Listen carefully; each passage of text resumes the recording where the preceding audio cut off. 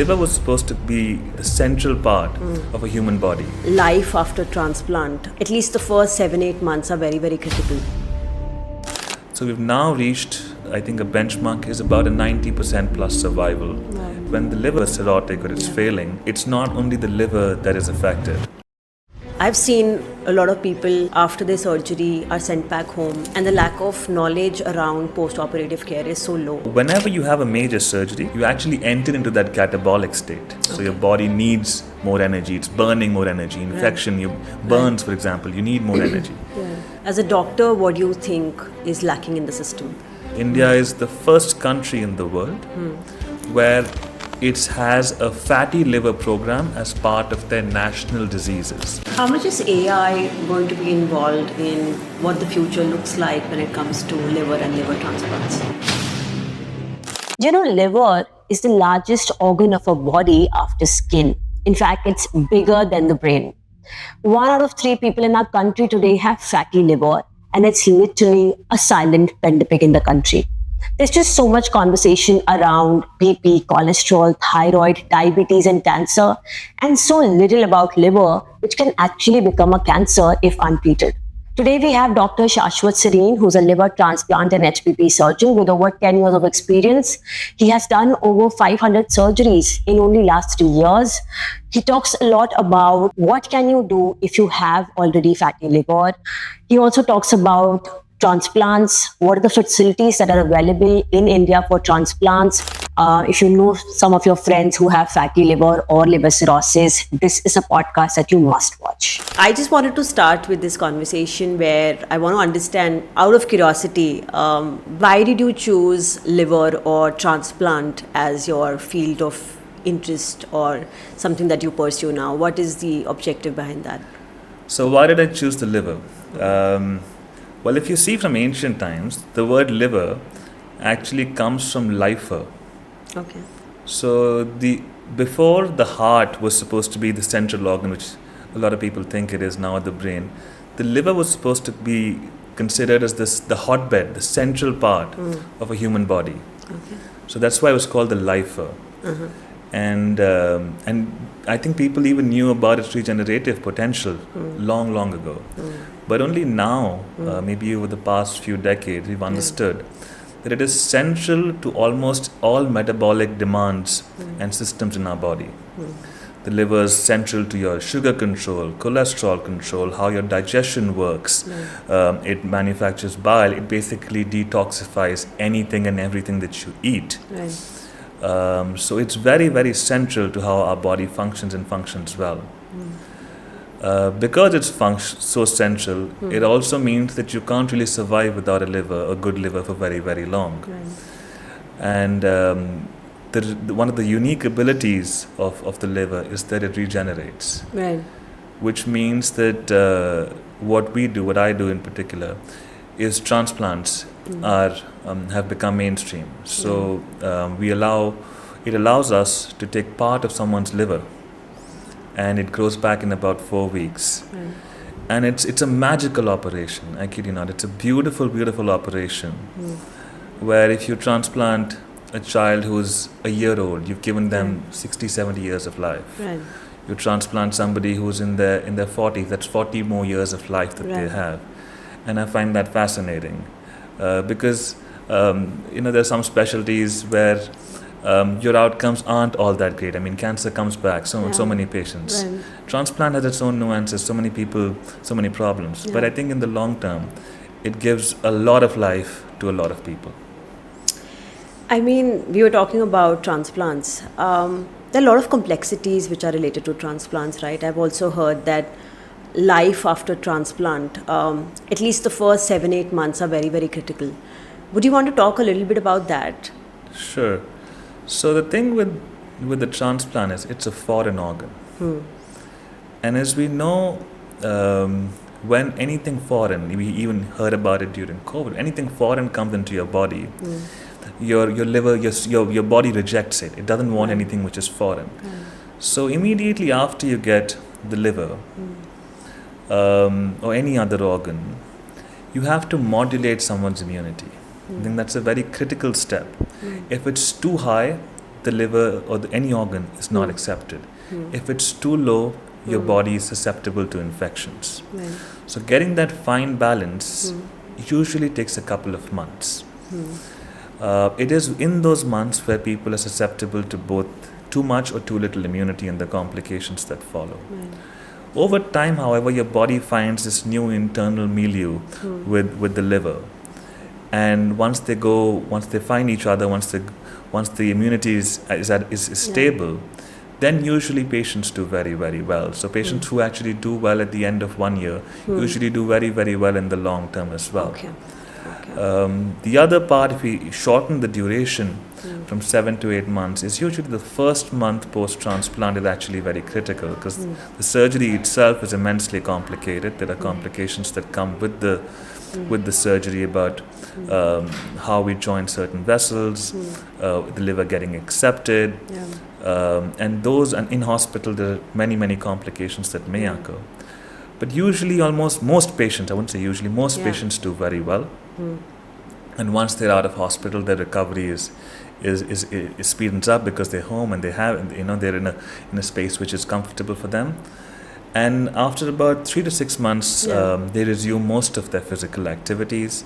Their immunosuppressants, the medicines that they take become stable, and they continue with their lives with a new lease of life, if I may say so. What are the risks attached in the first 6 months after a transplant happens? So, are there any mortality rates there? Yeah, so we've come a long way from where transplants first started off. It's almost been 50 odd years. And earlier, maybe about 35 years ago, you would see transplant success rates of around about 60-65%. Okay. We've made significant leaps in technological innovations, how we manage them post-operatively. So we've now reached, I think a benchmark is about a 90% plus survival at the end of 1 year, which is what we're realistically looking at. We're still looking at a mortality of about 5 to 10%, depending on how sick you are heading into the transplant. Because what happens is when the liver is cirrhotic or it's failing, it's not only the liver that is affected. It usually will take many other organs with it. So your kidneys may be affected, your lungs may be affected, you may have shock, your heart may not work very, very well. So the more organs that are failing, the more difficult it is for those patients to recover. There's still a significant majority of them do recover, but it is dependent on how sick you are heading into that transplant.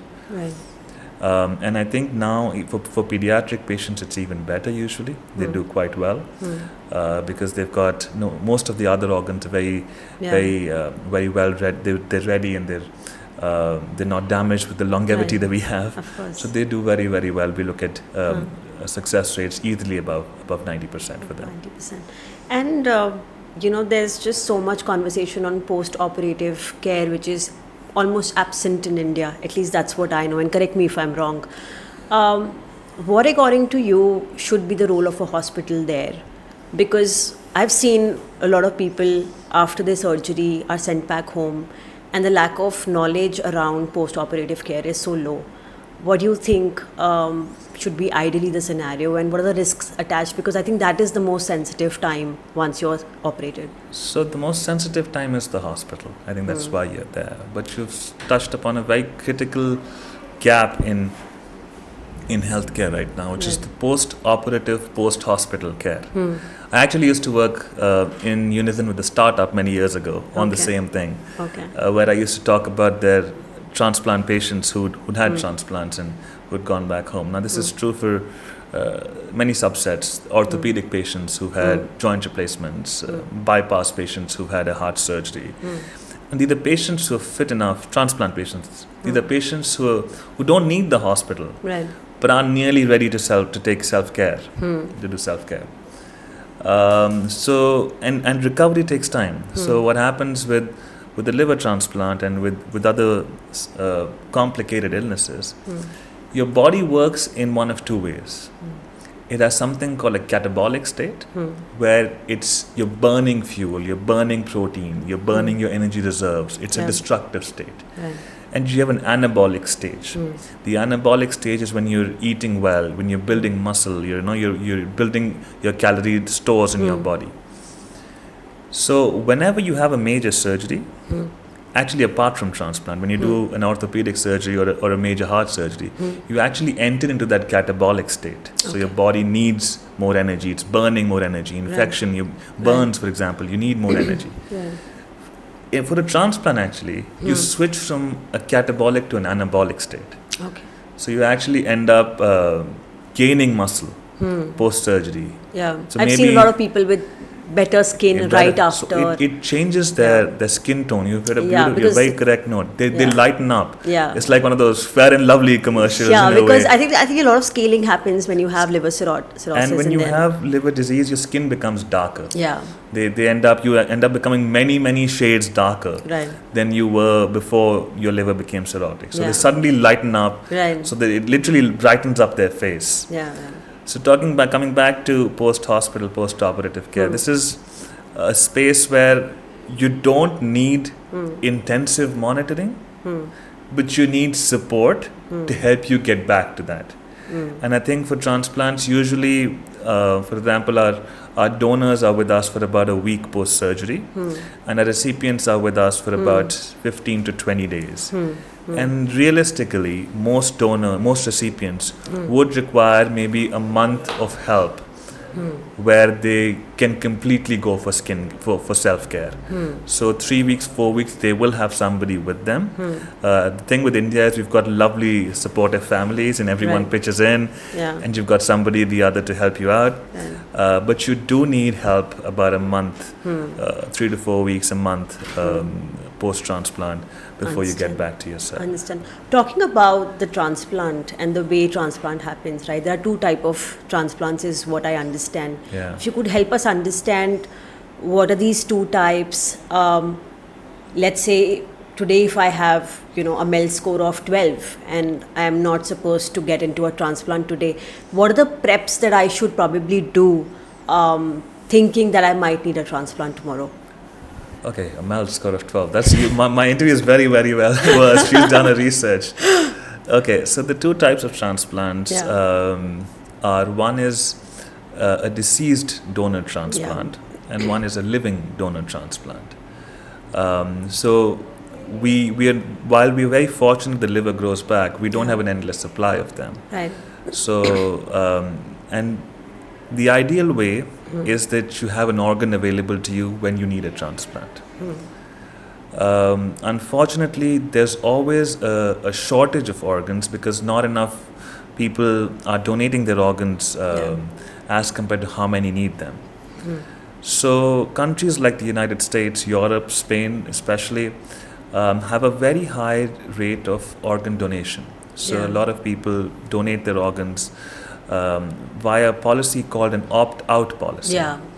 So it means that basically, because a lot of people, you don't have a conversation about organ transplantation or organ donation. Everyone doesn't. Like you just India, skipped. I think there's a lot of myth attached to it, So let's say, how many people do you know who've spoken about organ donation? Like Absolutely. 1 in 100, right? Yeah. Now, if you don't speak about it, it's considered a negative consent in India. You don't talk about it. But the way of looking at it is, if you were to go and ask people, like, what do you think about organ donation? So many would say, yes, I would like to donate my organs. It just doesn't come up in conversation. Right. So countries in Europe have opted for something called an opt-out. But unless and until you say you don't want to be an organ donor, you were inherently going to be registered in it. Which I think has gone a long way in addressing their organ shortage. So those people who are organ donors, when they do die, they donate their livers, pancreas, lungs, heart. So that helps with the organ pool. Now, but in India, so I'm cutting you here. In India, there is a lot of stories on scams around organ donation as well. Like I was reading an article in Kerala where there was a scam that was busted, where they were just making the patients brain dead and taking their organs. How much of that is true, and do you think that is the reason why people are not thinking about it, are probably scared about it? I'm not going to comment on individual news stories, especially ones which I don't have complete information about. There are always going to be some instances of bad press for any and everything. You can talk about doping in sports. There's going to be something or the other. There will be some bad actor in every sphere of life. Right. The thing with transplants is extremely sensitive. It's it's a topic literally close to your heart, right? It's close to your heart, close to your liver. So there are going to be some news stories. There will be some bad actors. But I do feel that the way the world functions is negative stories always get magnified much more than positive stories. And I think now, for example, India is now, I think, the second or the third most, does the second most transplants in the world. Wow. That's a big story. And who's the first? So the US does the maximum number, and then China and India. We don't know Chinese figures exactly, but India has absolutely shot up the ranks because the quality of healthcare infrastructure, the quality of personnel that work here, has dramatically improved. But you don't hear about that. That's never brought to the fore. Right. What is brought to the fore is a single bad story, which is literally clickbait, because everybody would much rather read about it. Because for obvious reasons, it does not sell. It's just how our brains are tuned to function. Yeah, I think fear sells the best. Fear sells the best. Negativity somehow works with our brains better than positive stories, don't they? Absolutely. Which brings me to the second question that I was referring to, which is that what should I do if I find out that I have a cirrhotic liver today? Like, what are the top 3 steps that I should take if I have a cirrhotic liver, more from the reference of planning for a transplant? Sure. So I think when you do develop, so I'll give you a little bit of an idea. Cirrhosis is, so whenever you have, your liver basically takes care of everything you eat or drink. Everything you eat or drink goes to your liver, gets cleaned, and then moves to the rest of your body. Over time, if the liver is injured for whatever reasons which we may cover, it shrinks and becomes scarred. That scarring is known as cirrhosis. Now, even when the liver is cirrhotic, it's like your perennial worker. The liver doesn't give up. Even with a cirrhotic liver, it will still do most of the jobs. So it compensates for the injuries that it's had and still gets the work done. So normal person, if you see who's developed cirrhosis, still will live on an average for about 12 years. Except when he has a further injury on that cirrhosis. Okay, so 2 questions. 12 years is a timeline that we are marking from stage A, or what you call is child A liver cirrhosis? Yes, so 12 years is the median life, half-life, which means that if 2 people are alive with cirrhosis today, one of them is going to be alive at the end of 12 years. Got it. At this point of time, the liver disease is still what we call compensated, which means the liver is compensating for its injury by still getting the work done, though it's slowly lacking on the reserve. The reserve of the liver is slowly getting lost. When there is a further insult to this liver, for example, if someone keeps drinking, or he develops some other hepatitis, or some other stressor in the body, gets a bad infection, then the liver can no longer meet that additional demand. That's when it decompensates. And that marks a complete shift in the natural history of the disease. And now that 12 years comes all the way down to 2 years. So if you develop fluid in your tummy, you bleed, it starts affecting your brain or your kidney, then you develop severe jaundice. So suddenly it becomes 2 years.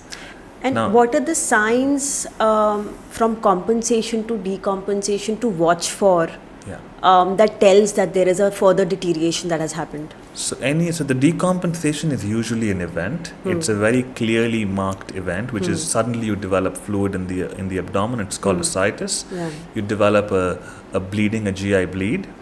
Your eyes become yellow. You develop severe jaundice. You become a little unconscious or unwary, or it starts affecting your brain. Encephalopathy. or it starts affecting your kidneys, or in a significant number of patients you develop liver cancer. So these are all events that change the natural course of what cirrhosis is like. You'd asked me earlier, what should a cirrhotic person do to make sure that he's relatively okay? Now the first thing would be, once you have cirrhosis, you've got to limit your salt intake. Okay. So cirrhosis causes a dysregulation of your kidneys and your blood pressure and how the mechanics of it work. So if you have salt, it causes fluid accumulation. So all cirrhotic patients, after they come to a doctor and we've established cirrhosis, are recommended that they take less than 2 grams of salt in their food. How do you calculate 2 grams? Yeah. Basically, you say you don't add extra salt. So nothing is added. Whatever food you have will usually have enough salt for your body's requirements. Right. Any other additional salt will then cause you to accumulate fluid, develop ascites, and can become discomforting. And now there's so much conversation around sendha namak, pink salt, don't eat refined salt. Does a specific salt suits a liver cirrhotic patient, or there are no? There's nothing. I think the color of the salt is immaterial. Okay. What you can do is, for example, you can change salt for another spice. For example, mirch or something. A lot of people use lemon just to lemon get is that. great. Lemon is wonderful. Yeah. There's actually this really, really interesting innovation which has come out of Japan recently. Okay. I think it's brilliant. It's got a little spoon. Okay. That spoon, and they have a bowl as well, passes an electric current, very, very mild electric current, through your soup or whatever food you're eating, which separates out the sodium from your food. Wow. Okay. And the sodium is what actually causes the saltiness to your food. Wow. So you can reduce your salt intake without really reducing changing the taste of it. No. So I think it's very obvious why they live much longer than every other country, So they focus so much on their health. yes. And you'd be surprised they eat a fair bit, but they eat much healthier than we guys do, I feel. What were your top 3 observations of foods that they eat that you really think are, feeding into their healthy lives? So I think the first one is they don't eat carbs. I think that the intake of carbs is not like in India. Carbs are central to our meal. Like rice or chapatis is what most diets are based around. Yeah. And everything else works around it. Like that's the centerpiece of your thali, isn't it? Absolutely. I think that's number one. I think carbs is something which we take to be part of our diet. It shouldn't necessarily be one, like the central part. The second part of the food, if I feel, is that they do eat a lot more natural foods. I think 50% of what you eat should be unprocessed food. Okay. I think that's a good benchmark to go on. If you see the quantity of food you have, 50% of it should be raw and unprocessed. Can be foods, can be fruits, can be veggies, can be sprouts, whatever you'd like. So you're saying sautéed vegetables or stir-fried, that is not raw? I wouldn't call that raw, no. Okay. Anything that's been cooked a certain way, once you cook it, you lose a lot of nutrients. Right. So raw means raw. It's cleaned, it's fresh, but not given heat to, for example. Because it does change what we eat. You're not going to saute without heat, right? You're going to need something. And the second you do it, you will lose nutrients. Right. And even when you eat, for example, apples, always should be had with peels. The best part of the apple is actually the peel. Right. It's got something called pectin. And pectin is brilliant for your gut microbiota. Right. So even peeling an apple is technically processing it. Okay. Interesting. Oh, I've never heard about this. Yeah. So even peeling, it is, right? You've processed the apple, you've removed part of it. So the more unprocessed food you have, the better nutrients you're going to get in your body. Right. And there's so much conversation around millets and coffee, and honestly, I mean, we're selling in US, and turmeric, and especially turmeric shots and capsules are literally booming off the roof there, right? What opinion do you have for all these, so-called superfoods? Are they really playing a lot of role when it comes to somebody's liver healing, or is it just another fad? So let's do them one by one. Yeah. Let's do millets. Millets, I would say, are actually close to a superfood. I'll tell you why. Okay. So millets have a lower glycemic index. Now, glycemic index is how your body reacts to something that you eat. Right. Cornflakes have a very, very high glycemic index. The second you eat cornflakes, your body blood glucose shoots through the roof. Your insulin levels jump, which is not a good thing for your body. Right. Millets have a low glycemic index, much lower than wheat. When you've got a low glycemic index, it's something that the body can tackle much better. You don't have a sugar spike, don't have an insulin spike. Right. So I think it's great. I think India celebrated the year of millets, I think Yes, this last year or year. last year. Last year, yes. I think it's a great idea. Because if you can, and I think we do it ourselves at our house, where we've removed a large part of the carbs, the wheat, and replaced that with millets. And I think that by itself can actually work like a charm for a number of people. You can actually lose a couple of kgs in 2-3 months just by simply switching to millets. I think millets is definitely good. Coffee, I am a big fan of coffee. I love my coffee. But apart from the taste, coffee is one of the few foods which have been proven to be good for your liver. So black coffee reduces liver inflammation, reduces fatty liver, helps clear out the liver from all the extra glucose that it's got. So definitely, black coffee is great. Now the thing is, we spoke briefly earlier about the human nature to want short-term gains. Right, of course. Which is where the turmeric shots come from. Right. You want to absolve for the sins of yesterday, and you want to go and get a turmeric shot. It's so much easier to pop a pill or have a turmeric shot or latte. I don't know whether those work, but have that rather than do a sustained long-term change in behavior. So turmeric contains a compound called curcumin, which actually has been proven to be very beneficial. It reduces liver inflammation, it reduces its antioxidant properties. So there is definite information that it helps. But does it help in the general population? We don't have clear data. Okay. So a lot of these studies are small studies, not population-based studies. So we don't know how long-term data implements. I wouldn't recommend turmeric shots. I think it's a bit much. Right. So even much rather recommend, I know it's not very palatable, but raw turmeric is where you will actually get that curcumin into your body much better. You add black pepper to it, so curcumin by itself, turmeric by itself doesn't have great bioavailability, which means how much you eat and how much is absorbed.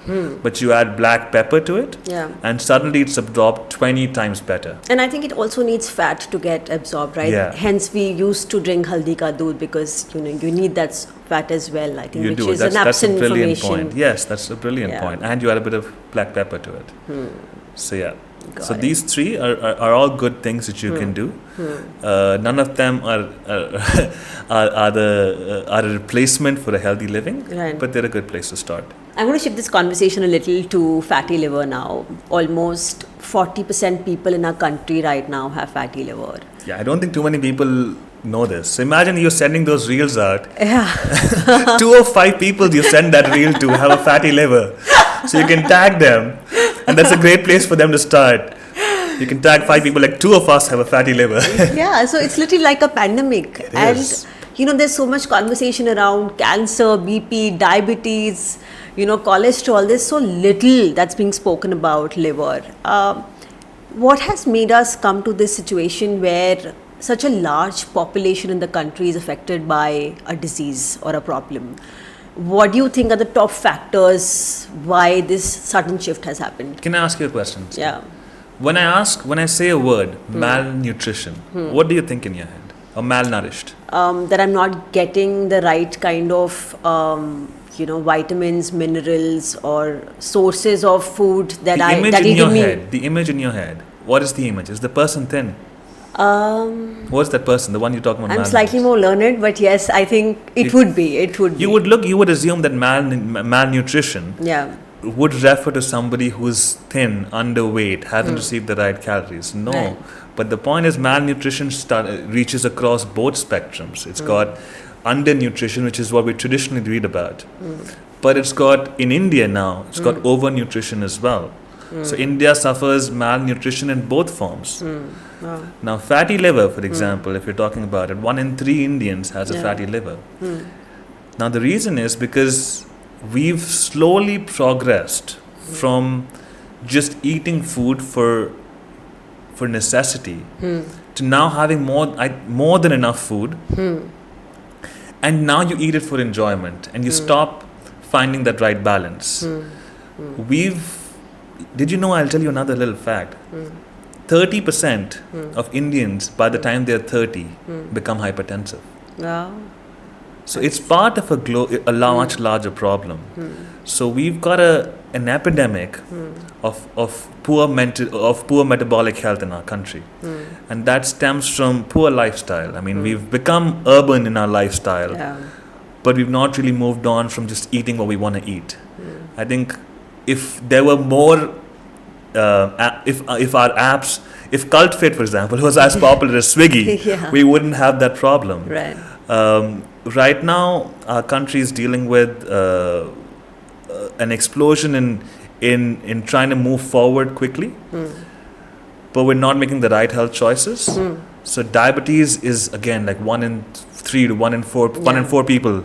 At least the end pre-diabetes of is yeah, very pre-diabetes is persistent, going to become so common. Yeah. So that with regard to our diet, now Indians have a particular tendency of developing something called lean NASH. It's a very interesting thing. Yeah. So you would assume anybody who's got a fatty liver would be fat, Yeah. without body shaming anyone. But a significant proportion of Indians have something called as lean fatty liver, where they're not obese. They're probably going to have a BMI of 25, 26, maybe even lower. Yeah. But because of poor genetic predispositions, they would still have very, very severe fatty liver. It's more prevalent down south, where rice forms the backbone of the diet. More common when you use a lot of coconut oil in your diet. But this is somebody who's got severe fatty liver without actually being overweight. So you add all of these factors together, and you end up with an epidemic where so many people are living with fatty livers and thinking it's just part of urban living in a way. Right. So I think it's a problem, and I think it's something that's going to cause significant health issues in the medium to long term. Individuals, we all think of a near problem, a short-term problem. When COVID came about, we were all very worried. We became super health conscious. You'd wash your hands 20 times a day. You'd wear 3 masks because that problem was acute. You could see COVID developing and people losing their lives in a matter of weeks. But when you think the problem is far away, when you think, oh, a fatty liver, I don't know what's going to happen. 20 years from now, who cares? Then you put it and make it tomorrow's problem. And it keeps happening tomorrow and tomorrow and tomorrow. And before you know it, you do end up in quite a pickle. But how do you sensitize such a large scale problem to people who are not taking it seriously? Like, as a doctor, what do you think is lacking in the system? I think the first thing is to talk about it. I think starting to talk about it is a major part of of engaging with the public. So India has taken some steps. India is the first country in the world where it has a fatty liver program as part of their national diseases. Okay. So India runs 2 sets of programs for public health. One is a communicable disease program.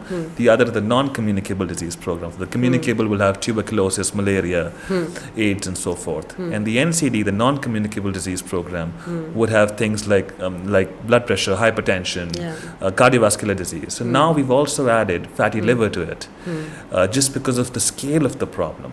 And the Indian government is moving forward with trying to sensitize. I think a few months ago, our Prime Minister came up and established, I think, 15 or 16 obesity ambassadors, people who of public repute, who he wanted to sensitize the public, who he wanted to go and speak to the public about and tell them that in the long term, the fatty liver is going to be a major issue. So I think starting off with just conversation, talking about it.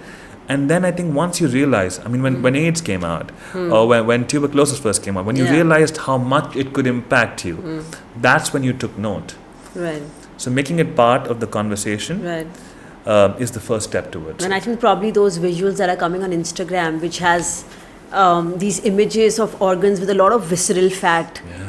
I think that is maybe. I mean, let's talk about smoking, right? Like, let's say Yeah. smoking was an issue. Now, everyone has seen that Mukesh ad, Yeah. right? Everyone who's gone to Yeah. theatre has seen Yeah. that gentleman who smokes and then who ends up in hospital. Yeah. Let's say, why not? Why can't we do it for fatty liver? Yeah. Why can't we have somebody Absolutely. who's young, Absolutely. who Yeah. wasn't educated, but Yeah. ended up developing complications of it, Right. shown to the public? Let's sensitize everyone. That's a good Right. way to start.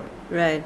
I want to also understand, what is the bifurcation between NASH, MASH, and alcoholic liver disease? Like, how many patients are you getting who are actually, because the first perception when somebody has a liver problem is कि ये तो alcoholic होगा, ये तो शराब पीता होगा, right? But that's not true. Yeah. There are more non-alcoholic fatty liver cases now, and there's just new term called MASH. If you could explain that, sure. yeah.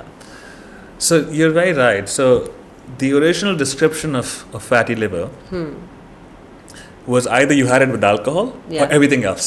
Yeah. Everything else became non-alcoholic steatohepatitis. Steatohepatitis is a term which means fat in the liver with inflammation. Steato means fat. Okay. Hepatitis means inflammation in the liver. Okay.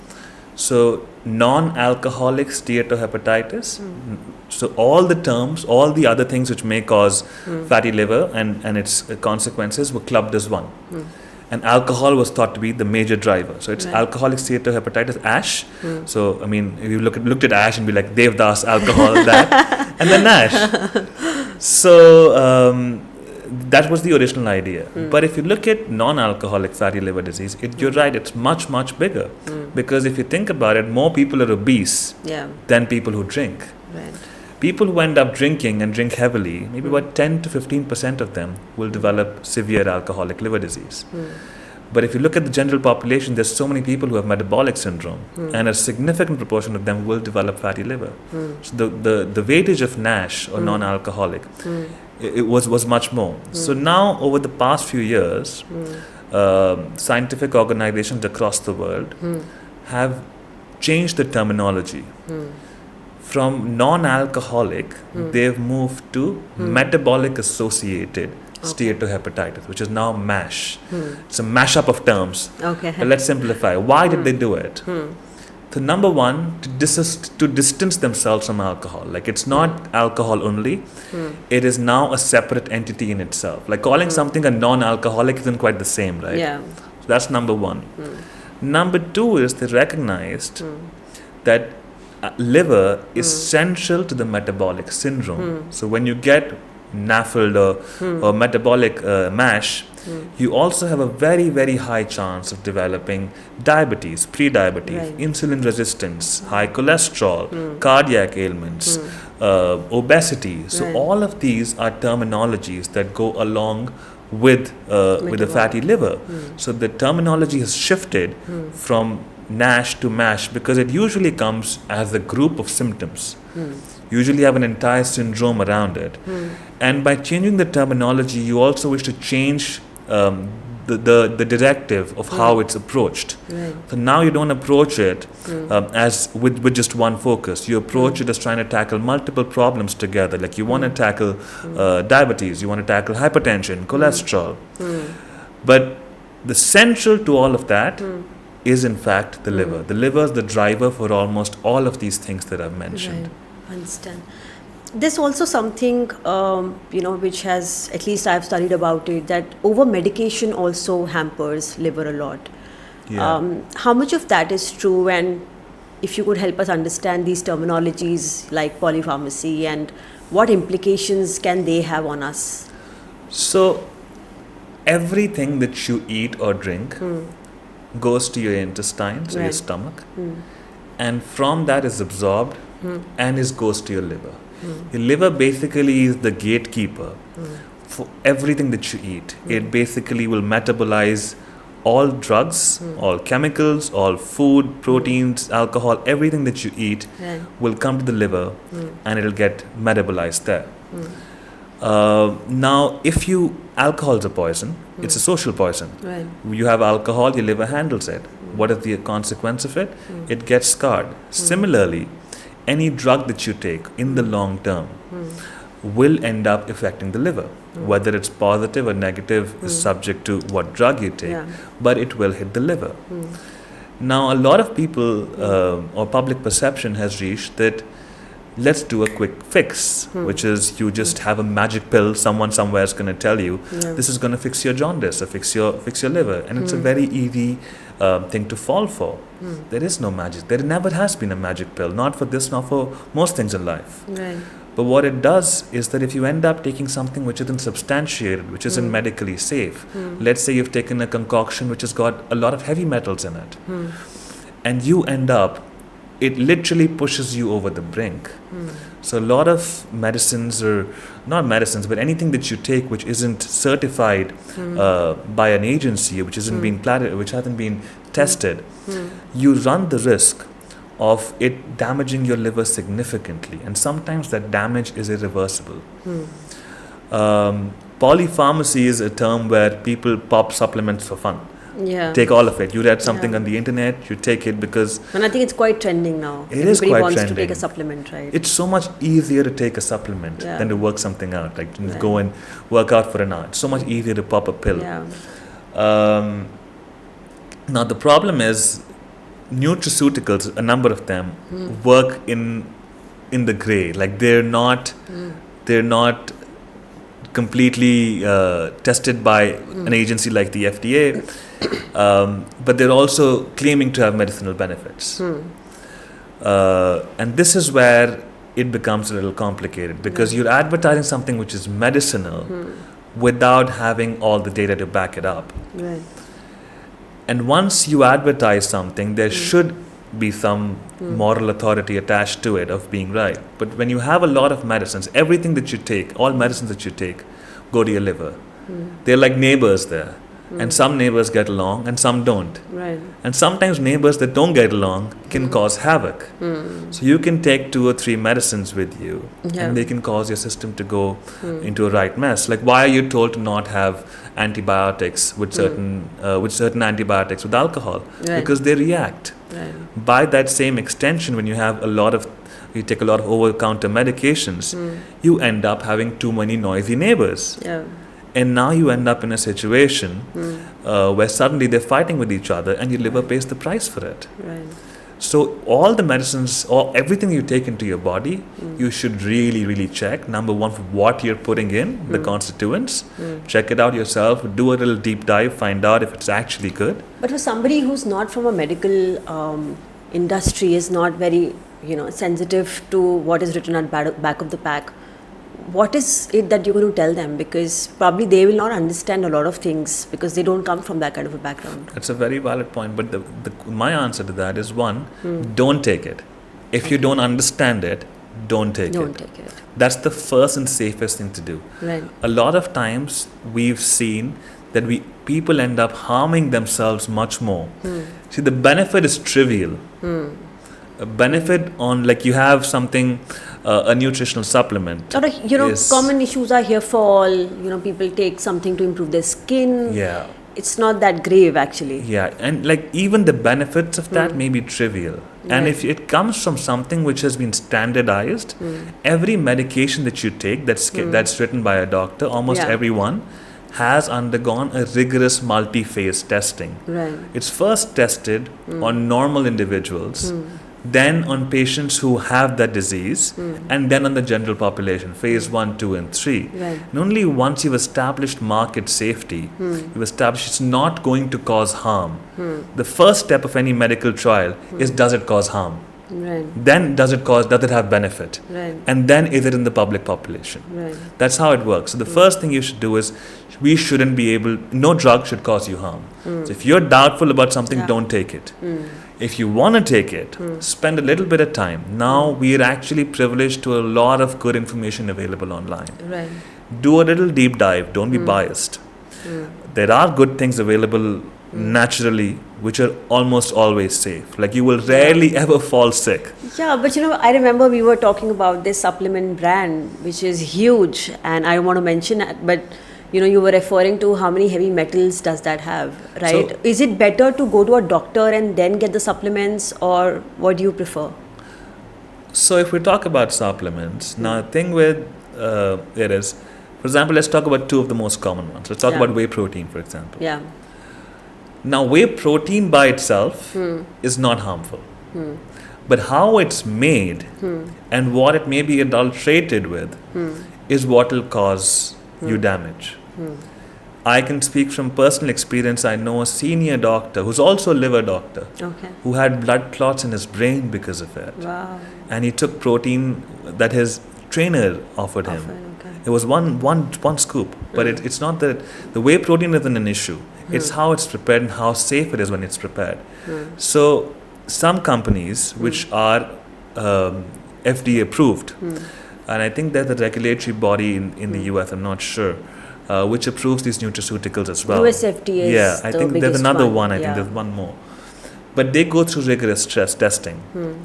But the protein itself isn't the issue, it's how it's prepared. And there was a study which was published which showed that there were fungal toxins, heavy metals, all sorts of things you'd never want to enter your system that were found as contaminants in protein. So I think you've got to be very wary. I don't have an answer to you which brand. I will neither endorse nor sponsor any.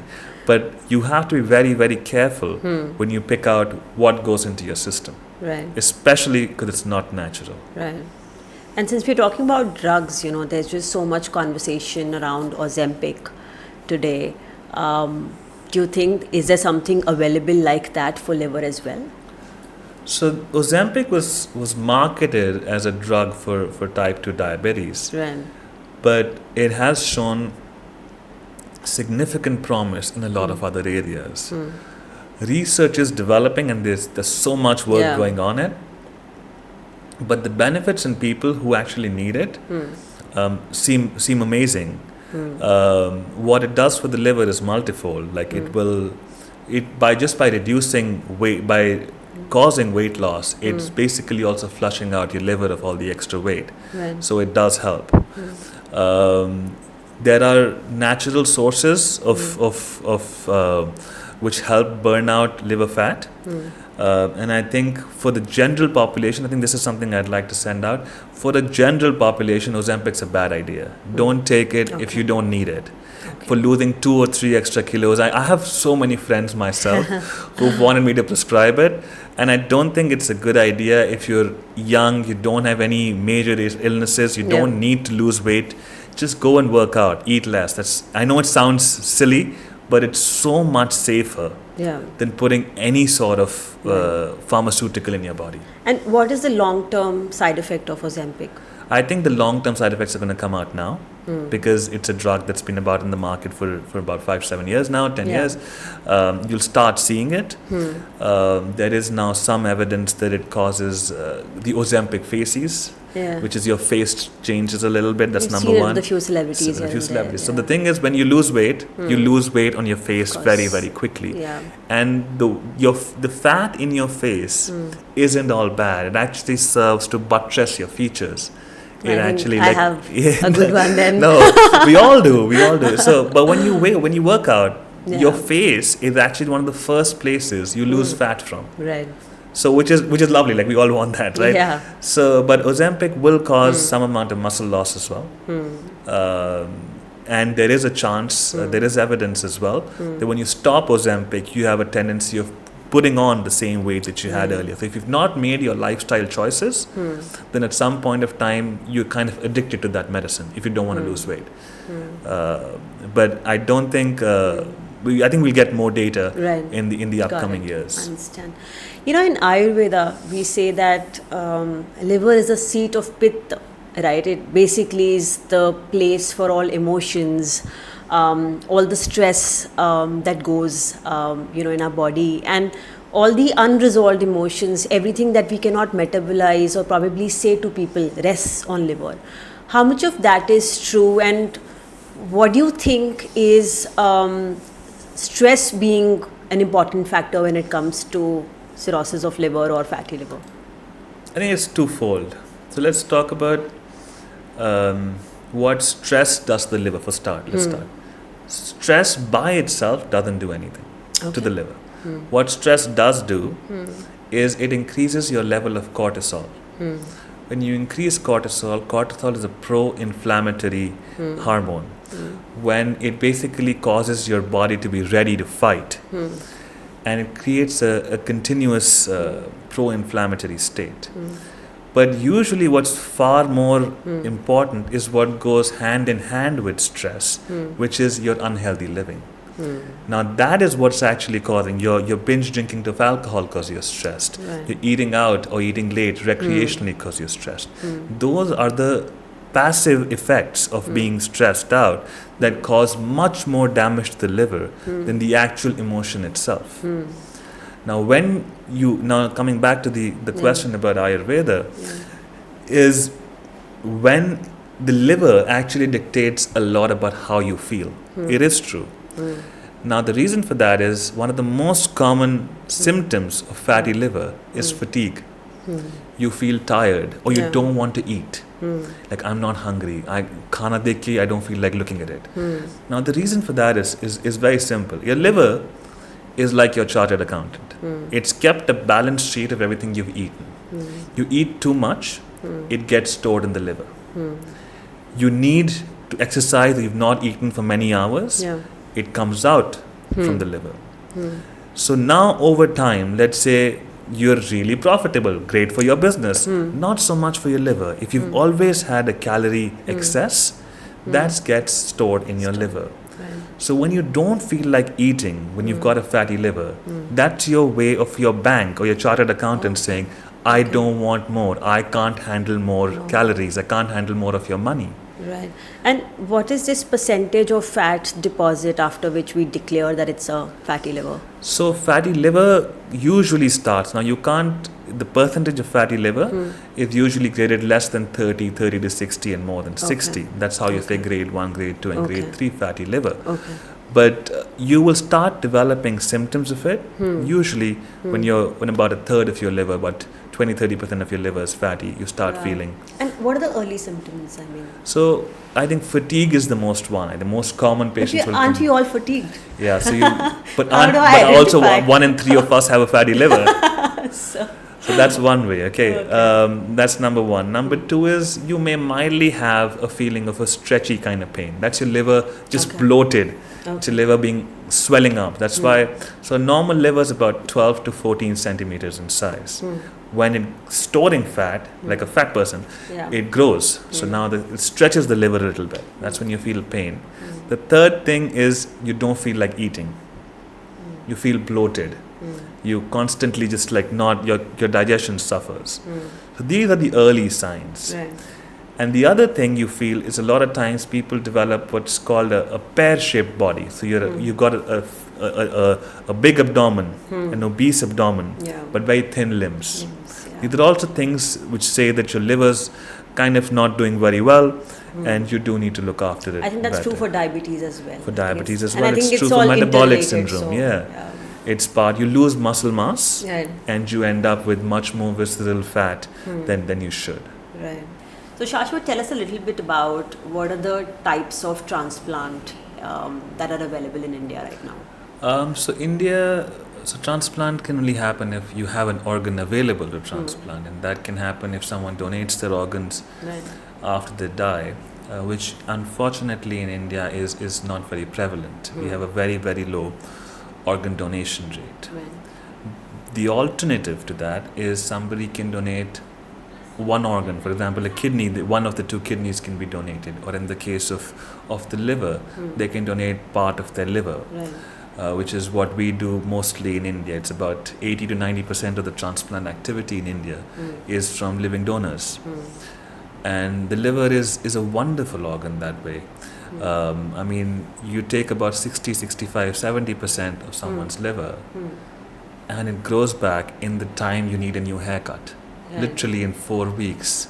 The shape changes, but the size and the functioning, within 4 weeks it grows back to almost completely 100%. And then this is what allows us to do what we do. So almost, especially in the north, almost 90% plus of patients who undergo transplant get it from somebody who's related to them. And we've reached a stage where we do even transplants in blood groups that are not compatible. We have a way of cleaning out your antibodies, and you can do a transplant as long as you have a donor available from a blood group that's very different to yours. Is it riskier when it's not your blood group?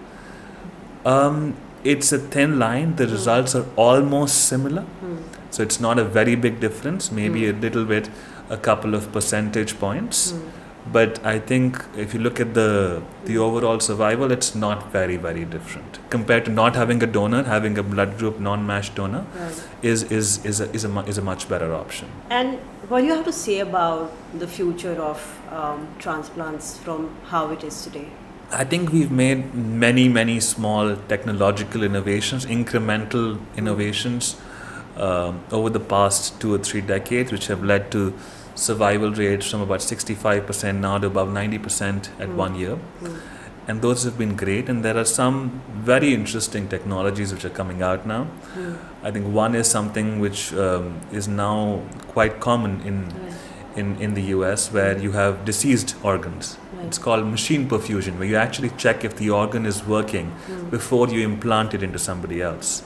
It's a very interesting way of finding out, because sometimes you can have a borderline donor, a 70-year-old donor, you don't know, fatty liver, will the liver work or not? So you actually put it on the machine, you check how the liver functioning, and then if it's working well, you can then transplant the liver into somebody. And what is the time gap between somebody getting brain dead and then that liver getting transplanted to somebody else? So once you are declared brain dead, then you usually have a very small window, because once the brain shuts down, it kind of all the other organs cascadingly tumble. So you've got a very small window. Usually within 24 hours of somebody being declared brain dead, you have to go ahead and do the organ donation and the retrieval. So that window is quite small. In that window, you can actually, once you've retrieved those organs, you can put them on different machines and then see how the liver would behave if it was in fact in a real person. Another interesting and very exciting innovation now is going to happen is we're having genetically modified organs now.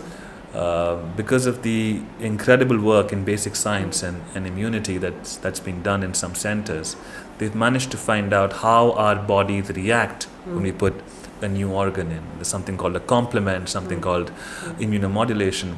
So they've now found out that a number of genes which can be modified, so that even a pig's organ can be modified, so that the liver, once it's put in a human body, can be accepted. They did this with the kidney, and the kidney did very well in the US. And I think maybe we're maybe a decade or two away from actually having lab-grown organs, and then it'll be a fascinating. It'll change the world of transplantation if that happens. I think, but we're making small steps in the right direction. Right. How much is AI going to be involved in what the future looks like when it comes to liver and liver transplants? I think AI is working. I think AI is going to change so much of how we function. We're already seeing a little bit of it is, right? I think for the liver, I think one of the biggest things that's going to be is not just the liver, is drug discovery. I think it's going to make a massive change, because you can analyze thousands and millions of molecules once you have the receptors in place. I think it's going to make drug discovery completely different. With regard to transplantation, we are now using AI. There are certain ways of using AI for big data.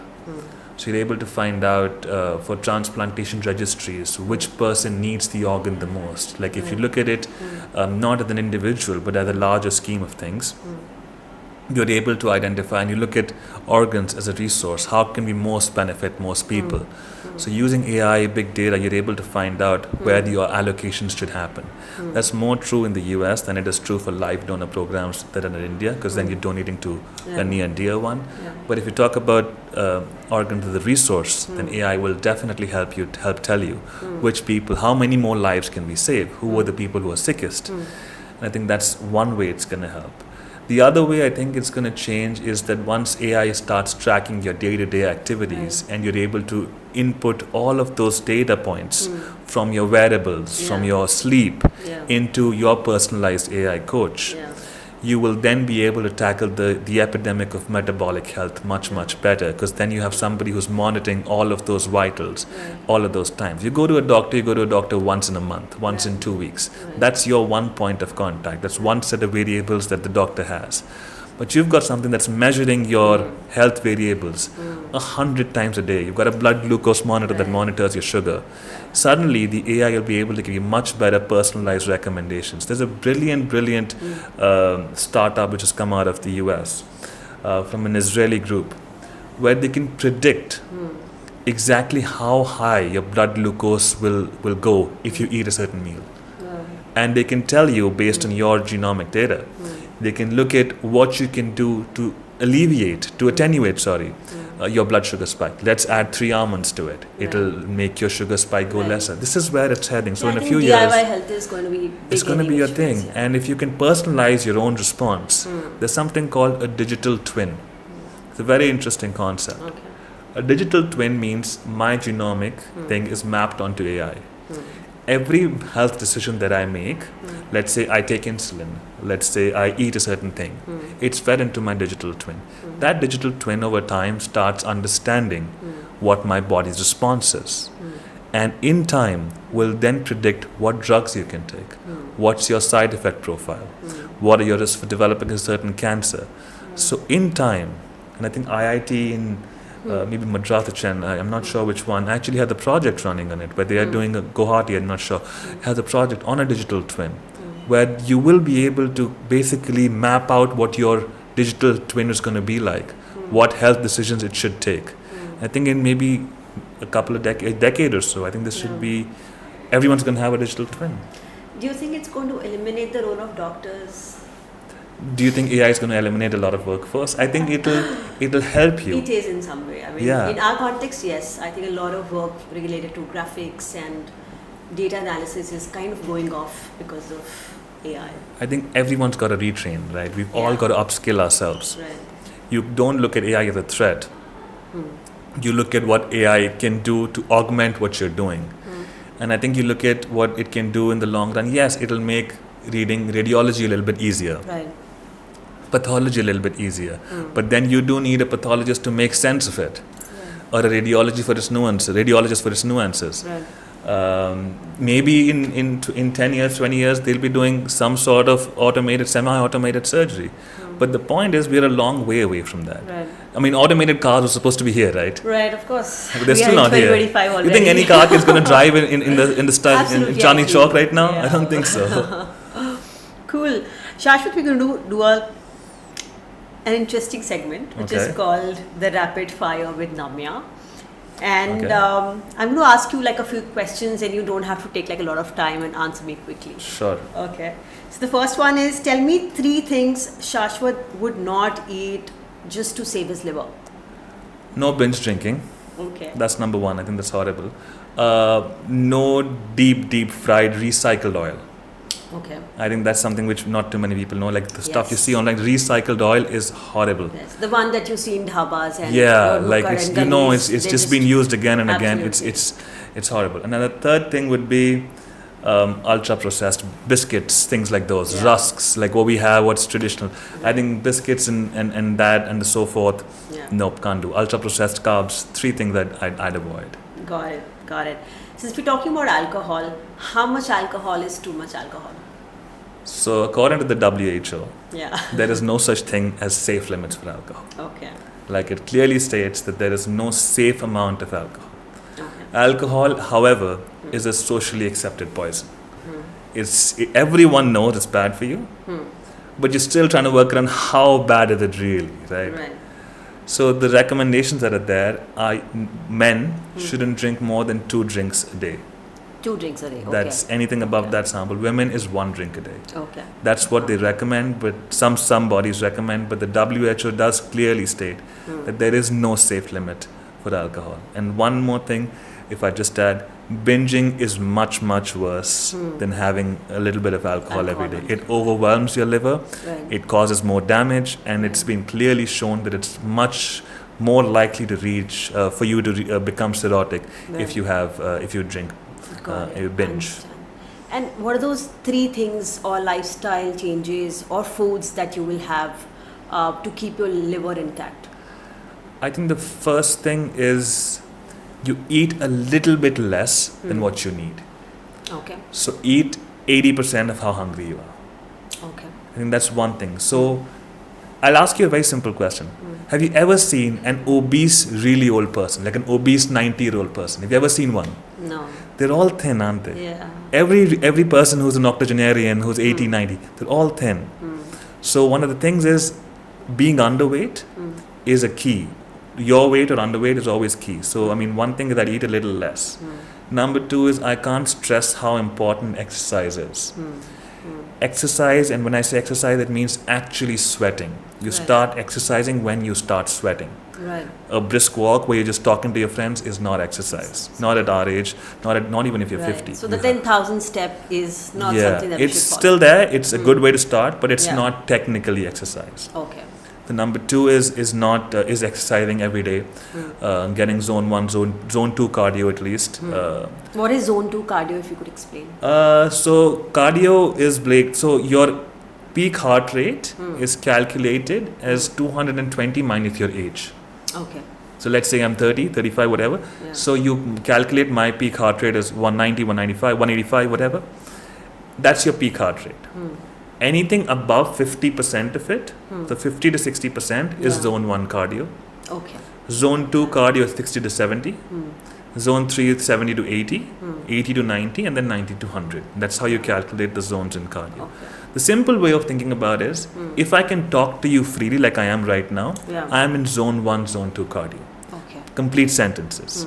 Zone 3, zone 4, zone 3 is where I can have small sentences while I'm speaking, like small 3 or 4 word sentences.